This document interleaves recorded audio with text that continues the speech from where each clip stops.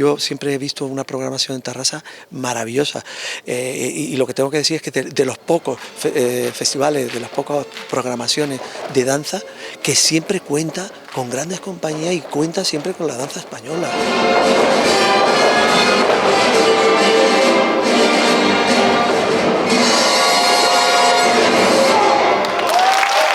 Lo que quizás cualquier bailarín desearía en la vida, ¿no? De poder tener en su propia compañía una obra maestra como es esta Medea del maestro Granero, de Manolo Sanlúcar, y tantos que han podido, con toda la ilusión y el amor, poder estar aquí con todo lo que ha ido pasando en esta pandemia, lo que ha sufrido todo el mundo en general, pero los bailarines realmente han sufrido una parte muy desagradable porque no podían tampoco mantenerse telemáticamente. Esto hay que vivirlo, hay que hacerlo, necesita espacio, necesita mucho trabajo.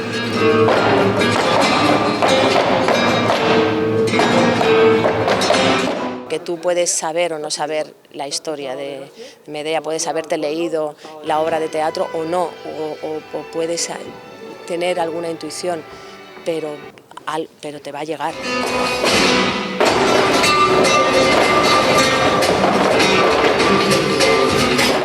Me siento muy afortunada, es poder meterte en la piel además como de muchas mujeres a la vez, y como no solo de muchas mujeres, sino de muchos símbolos, muchas luchas.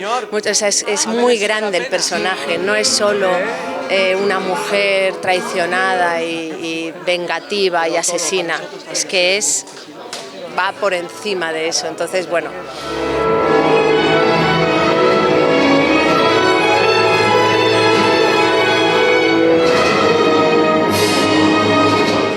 Los pasos, el lenguaje te lleva. Cuando más agotada estás es cuando más tienes que sacar, y ahí es realmente cuando sale como la verdad, ¿no? Hoy me han pasado muchas cosas, además, me han pasado muchísimas cosas y he ido solucionando y te venía como bien, ¿no? Como que va a favor del personaje. Entonces la verdad que como bailarina, intérprete, es un lujo.